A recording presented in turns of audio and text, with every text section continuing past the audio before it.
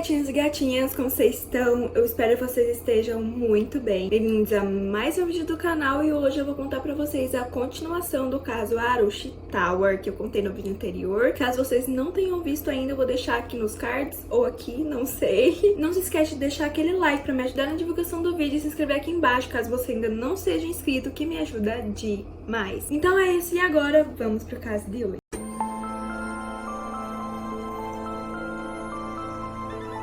O corpo de Hemerej não tinha nada no estômago, tinha apenas 25 ml de líquido, o que indicava que não havia sido ele que tinha bebido o uísque escocês do Rajesh. Segundo testemunhas, o Hemerej contava sobre ameaças à sua vida. Alguns conhecidos de Hemerej falaram que 5 dias antes da morte dele, ele teria falado alguma coisa sobre temer perder sua vida por um assassinato ou que alguém faria alguma coisa muito ruim pra ele. Que foi bem esquisito, na verdade, mas ninguém fez nada. 3 anos após a descoberta do corpo de Hemerej, em março de 2011, a esposa dele, que morava em Nepal, foi até a Índia e disse que ela suspeitava dos pais da Arushi. Ela afirmou que o Hemerej tinha uma relação com a Arushi muito bonita, muito linda, e que ele tratava ela como sua própria filha, mas que sua relação com o Rajesh não era lá muito boa. Ela disse que o Hemerej foi visitá-la em Nepal no ano de 2007, e nessa viagem ele contou pra ela que o Rajesh implicava com umas coisas mínimas que ele fazia e que ele chegou até a ser perseguido pelo Rajesh querendo espancá-lo. Ela também disse que o marido ligou 15 dias antes da morte dele e que ele falou que a família Tower estava com receio de que ele vazasse alguns segredos da família. Ela disse inclusive que o Dinesh, irmão do Rajesh, estava envolvido na morte do marido dela porque ele iria vazar o segredo de toda a família, incluindo o irmão, então foram os 3 que mataram o marido dela. E a prova disso foi uma suposta ameaça que o Hemerej contou para a esposa que ele havia sofrido dos 3 indivíduos. Ela disse que o Hemerej não estava mais feliz trabalhando com a família Tower e ele estava procurando um novo emprego. Disso surgiram 2 perguntas que direcionaram a investigação. Os pais pareciam ser muito suspeitos desse caso, mas muita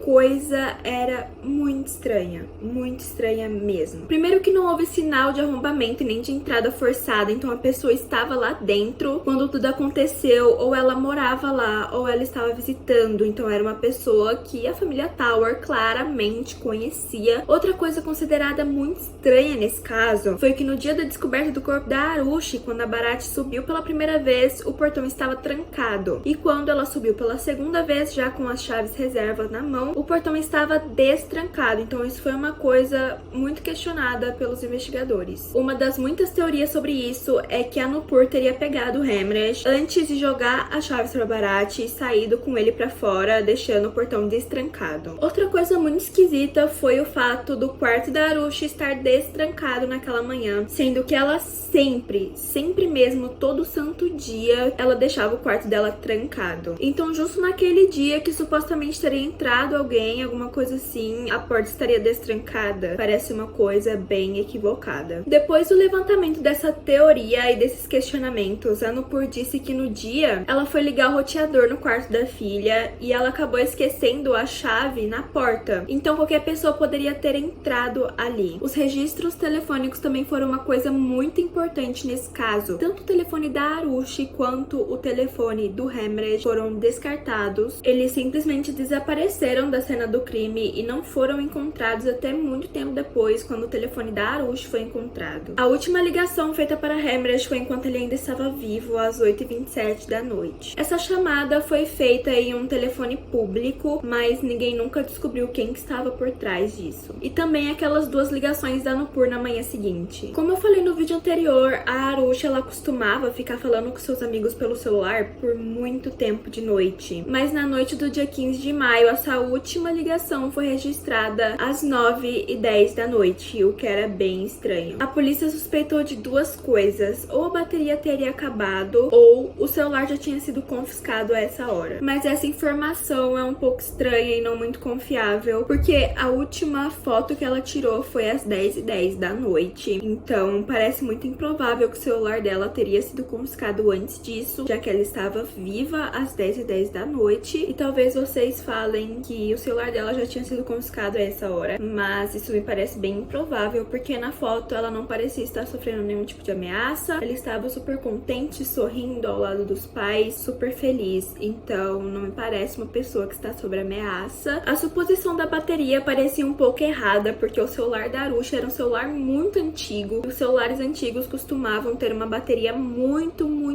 longa e durava mais ou menos de 3 a 4 dias. Então, era bem improvável que o celular dela tinha descarregado bem no dia que aconteceria um crime. Parecia que tudo teria sido ensaiado, sabe? E outra coisa é que a Arushi era uma pessoa extremamente apegada ao celular, então ela não deixaria ele descarregado, ela colocaria para carregar antes mesmo do celular descarregar completamente, dele desligar. Alguns dias depois de sua morte, o celular da Arushi foi encontrado em uma estrada de terra perto da área de Sadarpur, em Noida, por uma moça. E essa área ficava mais ou menos a 13 minutos de carro da residência dos Towers. A moça deu esse telefone para o irmão dela, mas ele só começou a usá-lo em janeiro de 2009, após comprar um cartão. Em 2009, o celular foi apreendido junto com o menino, mas depois ele foi solto porque foi confirmado que nem ele nem a irmã dele tiveram participação no crime. A polícia mesmo assim vasculhou o celular inteiro, mas não acharam nada de útil e nem suspeito. As autoridades também vasculharam o celular de Rajesh, mas também não tinha nada suspeito, tava tudo normal. No entanto, o celular da Nupur havia mostrado um uso um pouco estranho. O celular foi desligado às 7 horas do dia 15 de maio e só foi ligado novamente 3 dias depois, no dia 18 de maio, às 13 horas. O que era muito estranho, porque nos últimos 2 meses a Nupur não tinha desligado o celular nenhuma vez. Foi nesse momento que a polícia começou a realmente suspeitar dos pais da Arushi, mas na verdade deram atenção especial para um ex-funcionário da família chamado Vishnu. Vishnu trabalhou como empregado e funcionário da clínica por 10 anos, mas o Rajesh acabava sempre dispensando ele para várias férias prolongadas, e durante essas férias o Rajesh conseguia outra pessoa, e foi desse jeito que o Rajesh conheceu o Hemresh. Enquanto o Vishnu estava em suas férias prolongadas, o Rajesh estava com o Hemresh, e o Rajesh gostou demais do Hemresh e decidiu ficar com ele, sendo o funcionário definitivo, e o Vishnu aparentemente ficou muito chateado por causa disso, muito revoltado mesmo. A polícia começou a acreditar que o Vishnu teria matado o Hemresh para conseguir voltar ao cargo que ele tinha na clínica dos Towers, e que a Arushi viu e foi morta por ser testemunha. Ele foi levado para a delegacia, mas a polícia não conseguiu achar nada que o ligasse ao crime, e além disso foi confirmado que ele estava em Nepal no dia do assassinato. Então ele foi descartado e a polícia considerou finalmente os Towers como principais suspeitos do caso. No dia 23 de maio, Rajesh foi preso, e parece que a polícia indiana apenas queria solucionar o caso o mais rápido possível. Não teve nenhuma investigação pesada por trás. Parece que eles pegaram qualquer pessoa para ser culpado, e eles estavam sofrendo uma pressão absurda, então eles tinham que solucionar o caso. Eles fizeram isso apenas para parecer que eles estavam trabalhando direito, só que na verdade eles não tinham quase prova nenhuma. Foi nesse momento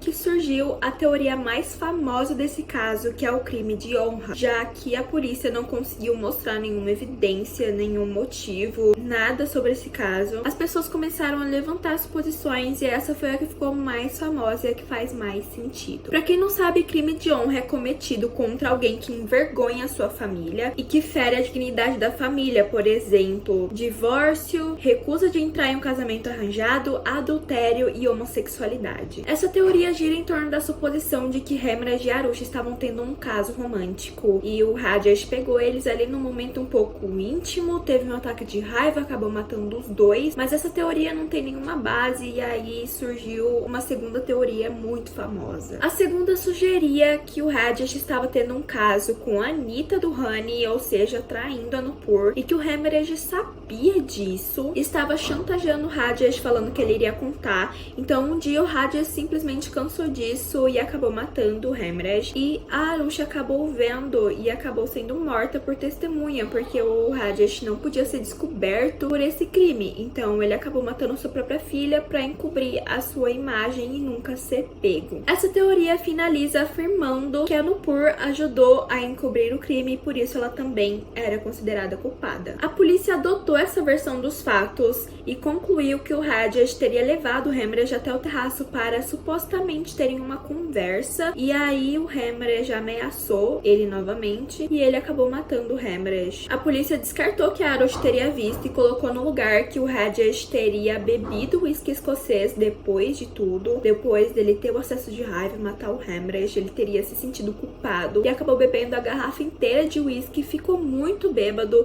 e aí ele foi até o quarto da Arush e matou ela. A polícia também adotou a Nupur como cúmplice do crime e disse que ela teria mentido para o Hemmerich no dia anterior, naquela ligação feita de um telefone público, se passando por um assassino. Então eles estavam planejando o crime desde muito antes, porque ela fingiu ser o assassino por um telefone público a fim de tirar ela e o Rajesh da história e os policiais irem atrás desse suposto assassino do telefone público. No dia 25 de maio, a polícia confiscou o computador do Rajesh e junto com ele o disco do computador de Arush e descobriram que Arush falava de uma forma amorosa com pelo menos 3 meninos. Então a polícia começou a considerar de que a história que ela e o Hemmerich estavam juntos era verdade, porque ela era uma vagabunda, de acordo com os policiais, e as mensagens que ela trocava com o pai e vice-versa pareciam que ela estava sempre se defendendo do pai ou pedindo desculpas, ele estava sempre bravo por alguma coisa, e a polícia começou a deduzir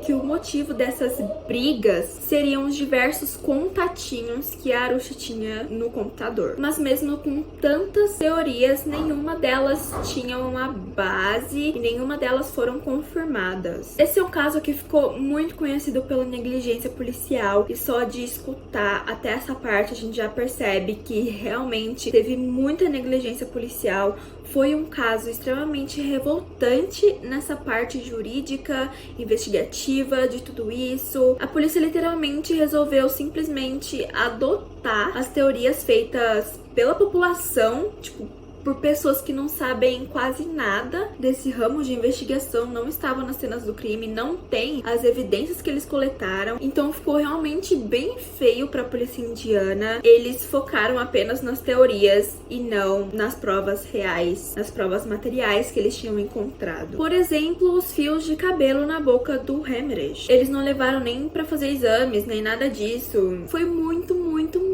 negligenciado. Mas, depois de tudo isso, o Rajesh continuou sendo considerado culpado e a Nupur continuou sendo cúmplice do caso. As principais coisas usadas para culpá-los foi o fato de que a entrada da casa não estava arrombada e nem tinha sinais de uma entrada forçada, então o culpado foi alguém que já estava lá dentro. E também o fato de que eles afirmaram que eles estariam dormindo enquanto a Arush estava sendo morta no quarto ao lado durante a noite, sendo que a distância entre a cama da Arush e a cama do casal era de apenas 2 metros, só era separado por uma parede, que era a divisão dos quartos, mas as camas eram muito perto uma da outra. Parecia impossível que eles não teriam ouvido alguma coisa. Também tem o fato de que o Rajesh pediu para que os policiais parassem de procurar coisas na casa deles e que fossem atrás de Hemmerich porque ele era o culpado. E, na verdade, Rajesh sabia que o culpado era ele mesmo e fez isso para despistar os investigadores. O fato de que o Rajesh teria ignorado o pedido da polícia para as chaves do terraço e quando o corpo do Hemmerich foi descoberto, o Rajesh foi até lá e disse que ele não conseguiria identificar o corpo, mas ele convivia todo santo dia com o Hemmerich. A cena do crime estava toda arrumada e os visitantes falavam que nem o Rajesh nem a Nupur esboçavam absolutamente nenhuma emoção de choque ou tristeza, e também as afirmações da esposa de Hemmerich sobre supostas ameaças feitas pela família Tower. Em sua defesa, o Rajesh alegou que ele estava apenas sendo usado para encobrir a investigação e o trabalho fracassado da polícia indiana, e os Towers apresentaram vários contra-argumentos para as acusações. Eles afirmaram que eles tinham sim conseguido dormir naquela noite, que eles não tinham escutado nada, porque tanto o ar-condicionado do quarto deles quanto o ar-condicionado do quarto da Arush estavam ligados ao mesmo tempo, e e o barulho era muito alto, então encobriu qualquer coisa que tenha acontecido no quarto da Arushi. Em 2013, o médico legista afirmou que uma criança de 14 anos não teria sido capaz de sobreviver na primeira pancada, então ela não teve nem tempo de gritar, por isso que os pais não escutaram, porque ela não fez nada, ela já estava morta. E depois a equipe forense afirmou que realmente o barulho do ar-condicionado poderia ter cobrido a voz da Arushi. Em defesa da acusação do assassinato do Hemmerich,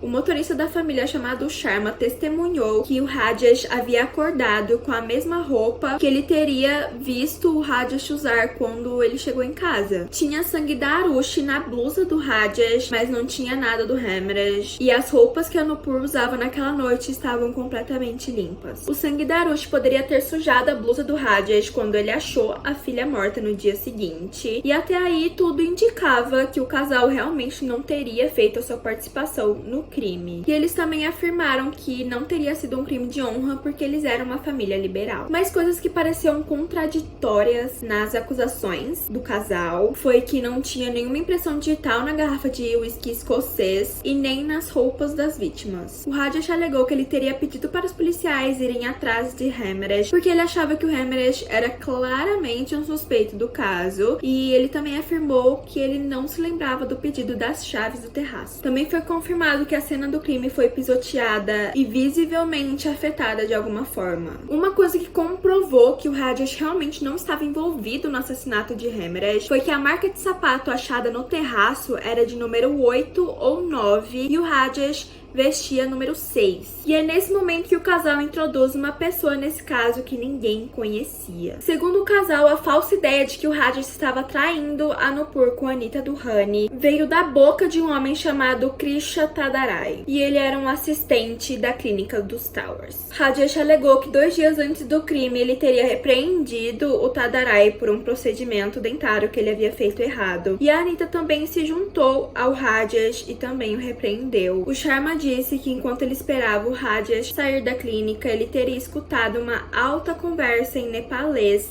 que o Tadarai estava tendo com o Hemmerich. Quando ele questionou do que eles estavam falando, por que eles estavam tão bravos, assim, tão revoltados, o Tadarai apenas disse que ele lidaria com o Rajesh. E o telefone de Hemmerich foi encontrado numa área bem perto da casa do Tadarai, perto da casa dos Towers também, porque eles moravam perto. No dia 7 de junho, o Tadarai foi considerado um suspeito do caso. A equipe forense achou uma fronha com sangue junto com uma crook suja de sangue também e uma bermuda suja de sangue também na casa do Tadarai, e ele foi preso no dia 13 de junho. Nesse momento, o Tadarai fala sobre um segundo suspeito do caso. As autoridades começaram a investigar um amigo de Tadarai chamado Raj Kumar, que era um empregado doméstico na casa dos Duhanis. Na casa do Raj Kumar, a polícia apreendeu algumas blusas que tinham algumas pequenas manchas de sangue humano. Em defesa, os Duhanis afirmaram que o Raj Kumar sofria com problemas de bolhas e essas bolhas causavam uns ferimentos bem feios, e o sangue que havia encontrado nas roupas era dele mesmo, era desses ferimentos que as bolhas davam. Mas nada disso foi confirmado, então o Raj Kumar permaneceu como sendo o suspeito do caso. No dia 30 de junho, a mídia reportou um outro amigo de Tadarai chamado Mandal. Mandal foi um motorista e um ajudante dos vizinhos dos Towers, então ele conhecia Hemmerich. E inclusive eles tinham uma irmandade muito bonita, eles eram muito amigos, eles eram muito próximos. No dia 10 de julho, a mídia expôs que o Raj Kumar confessou o crime e foi preso, e Mandal, que ainda estava sendo investigado, foi preso 2 dias depois. Durante a investigação, foi descoberto que os 3 homens ouviram música nepalesa na TV do quarto do Hemmerich na noite do crime. Tadarai, Raj Kumar e Mandal pareciam realmente ser os principais suspeitos desse caso, mas nada tinha sido confirmado, não tinha realmente nenhuma evidência, a não ser um negócio que eles chamam de narcoanálise. Na verdade, essa foi a tradução, porque eu não achei o que era isso, mas basicamente é uma hipnose que faz com que as pessoas se sintam relaxadas fechadas e comecem a falar o que elas escondem. É como se ela não tivesse controle do que elas iriam falar e aí acabam falando o segredo, qualquer coisa que venha na cabeça dela. E durante essa espécie de hipnose, os três deram versões diferentes, mas o começo era o mesmo. Naquela noite, o Hemmerich havia convidado eles para irem até o quarto dele na casa dos Towers e ele queria ver um filme com os amigos ou ouvir uma música enquanto bebia alguma coisa, e que eles chegaram por volta da meia-noite. De acordo com Raj Kumar, o Mandal não teve participação nenhuma no crime, ele só era um convidado lá mesmo e não estava ciente de nada que estava acontecendo. Os três começaram a beber juntos, menos o Hemmerich, porque o Hemmerich não bebia, e o Tadarai contou pra ele sobre a humilhação que ele passou na clínica dos Towers com a repreensão do Rajesh e da Anita. E ele disse que ele queria se vingar, mas ele queria se vingar com alguma coisa que realmente atingisse o Rajesh,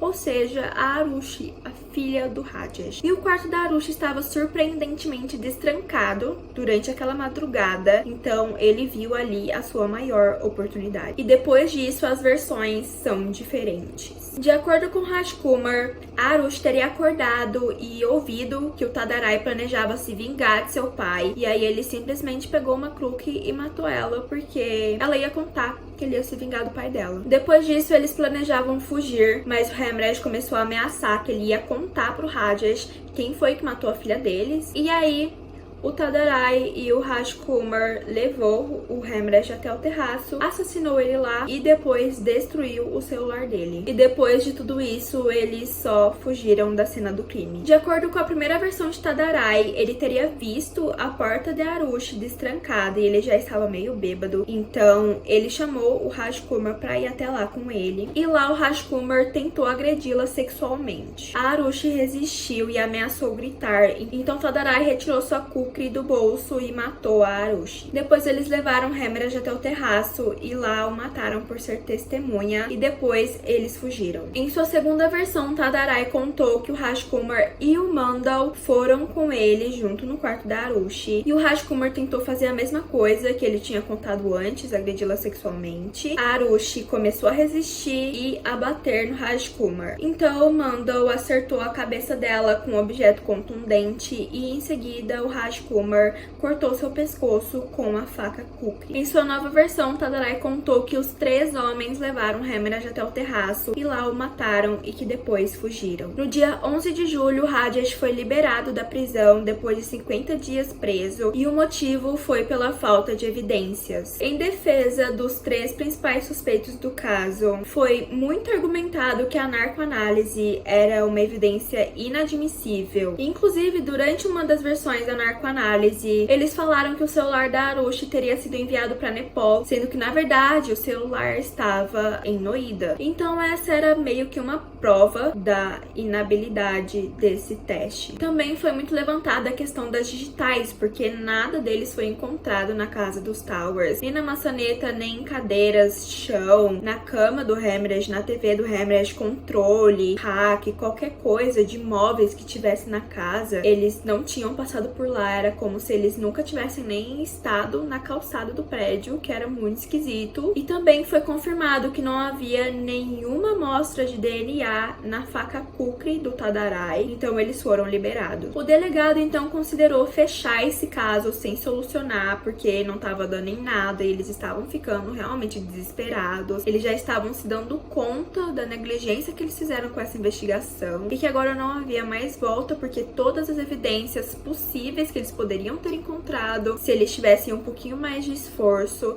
estavam completamente destruídas. Só que os investigadores se recusaram a fechar o caso, então o caso continuou em aberto. No dia 29 de dezembro de 2010, os investigadores apresentaram um relatório de encerramento nomeando o Rajesh como o único suspeito do caso. Segundo eles, as provas circunstanciais apontavam para os pais como os culpados desse crime. Mas mesmo assim, os investigadores não tinham base de provas reais. policiais, eles estavam atuando com base nas teorias que fizeram sobre esse caso. Então era tudo na base de fofoca, rumores e suposições. Em setembro de 2011, os investigadores decidiram realmente utilizar essas provas circunstanciais, porque eles não conseguiriam mais nada, visto que tudo já tinha sido ou destruído ou já tinha saído do lugar, eles não iam conseguir mais nada naquela investigação, então eles decidiram realmente usar as provas circunstanciais e o Rajesh e a Nupur foram presos. O casal foi condenado por homicídio, destruição das provas e enganação nas investigações. E no dia 26 de novembro, eles recebem a sentença de prisão perpétua. Em janeiro de 2014, a decisão do júri foi questionada e no dia 12 de outubro de 2017, o casal foi absolvido da prisão. O tribunal declarou a absolvição do casal por falta de evidências, então eles foram soltos porque, segundo o júri, era injusto que eles estavam sendo presos apenas por serem suspeitos, não tinha nenhuma prova concreta que eles eram realmente os assassinos do crime. E essa decisão final do júri causou muita revolta na família do Hemresh e no povo indiano, e eles ainda acreditam fielmente que os Towers são sim os culpados do crime. Esse é um caso que provavelmente nunca vai ser solucionado da forma que devia ter sido, porque as coisas estavam claramente